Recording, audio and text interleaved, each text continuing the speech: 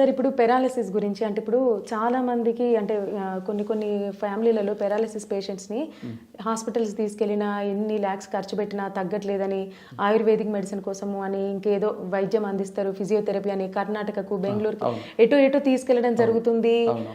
నిజంగా అంటే పెరాలిసిస్కే మందైతే లేదు, ఏదో అప్పటి వరకు ఒక చెయ్యి మాత్రం పనిచేస్తుంది అని అట్లాంటి కేసెస్ అయితే నేను చూసిన. మీ వైద్యంలో నేను విన్నాను అంటే 12 daysకి ఒక మార్పు, 15 daysకి డైరెక్ట్ నడవడము, తన పనులు తాను చేసుకోవడం అయితే ఇది నేను చూసాను. వాస్తవమేనా సార్? అవునవును.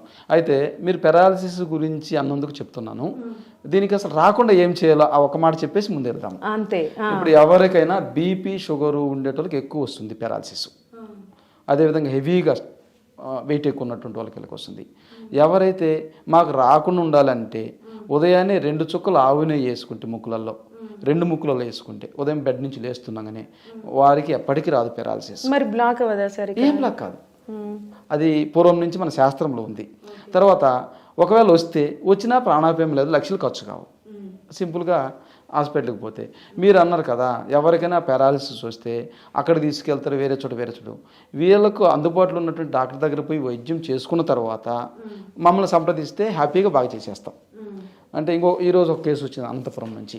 ఆ కేసు ఏం చేశారంటే ఈ విధంగా చిత్తూరు వెళ్ళి పసురు మందు తాపిచ్చేశారు. తాపిచ్చిన తర్వాత కోమాలకి వెళ్ళిపోయాడు. ఆ తర్వాత అనంతపురం హాస్పిటల్కి వెళ్తే వాళ్ళు ఏం చెప్పారంటే ఏవిఏ అక్యూట్ వాస్కులర్ యాక్సిడెంట్ అని చెప్పేసి ఈ వైపు మొత్తం మీకు అసలు స్పర్శ లేకుండా పోయింది, ఆక్సిజన్ సప్లై కూడా లేదన్నట్టు చెప్పారు.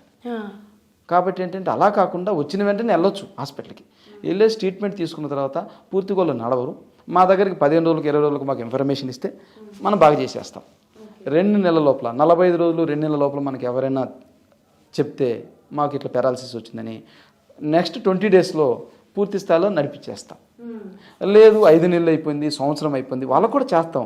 వాళ్ళు ఎంతవరకు బాగలరంటే ఏదో వాళ్ళ పనులు వాళ్ళు చేసుకొని వాష్రూమ్ పోయే వరకు, అంతేగాని రన్నింగ్ రేస్కి అయితే వాళ్ళు ఎట్టి పరిస్థితిలో పోరు. వీళ్ళు రన్నింగ్ రేస్ కూడా చేస్తారు మన దగ్గర. వెంటనే మనకు ఎవరైతే తెలియజేస్తారో వాళ్ళకి ట్రీట్మెంట్ స్టార్ట్ చేస్తే అంటే ఆ నర్వ్ సిస్టమ్ అంతా ఫ్రీగా ఉంటుంది 2 నెలల వరకు. తర్వాత గట్టిగా బీసుకుపోతుంది, అదేం చేయలేదు. సార్ ఇంకొకటి అంటే పెరాలసిస్ వచ్చే ముందు ఏమైనా సిమ్టమ్స్ కనిపిస్తాయా బాడీలో? ఎస్, బీపీ హైక్ అవుతుంటుంది, విపరీతంగా బీపీ పెరుగుతుంటుంది, వాళ్ళకి తెలుస్తుంది, నిద్ర పట్టదు, బాగా కోపంగా ఉంటారు. బీపీ లేకున్నా అంటే వాళ్ళకు చెక్ చేయించుకోకపోయింటూ కూడా తెలియదు కదా, అది పరిస్థితి. కోపం ఎక్కువ ఉంటుంది, విపరీతమైన స్ట్రెస్, రాత్రిపూట నిద్ర లేకుండా వర్కులు చేసి దాంతో వస్తుంది. అయితే ఇది ఇప్పుడు నేను చెప్పినట్టు ఆవునే చేసుకుంటే వీళ్ళకి ఈ సమస్యలన్నీ ఇబ్బంది ఏం కావు. అదే కాకుండా పెద్ద వయసు వాళ్ళకి 60 సంవత్సరాలు దాటి 70 సంవత్సరాలు దాటికి జనరల్గా కూడా వాళ్ళకి ఇట్లాంటివి వస్తుంటాయి అన్నట్టు.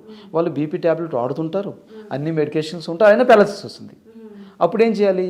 పెద్ద వయసు వాళ్ళందరూ కూడా ఆవుని దగ్గర ఉంచుకొని రోజు ఉదయాన్నే వేస్తుంటే ఏ హాస్పిటల్కి వాళ్ళు పోనవసరం లేదు. వాళ్ళకి పెరాలసిస్ రాదు, హార్ట్ అటాక్ రాదు. ఒకవేళ ఏమైనా వచ్చినా కానీ వైద్యం చేసుకుని బతికించుకోవచ్చు. అది ఎగ్జాంపుల్ మా పేరెంట్స్ 78 years మా నాన్నగారు, 17 yearly 16 70 మా అమ్మ ఉంటారు.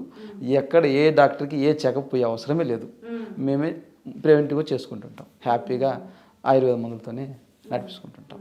కాబట్టి అందరూ అలా చేసుకోవచ్చు.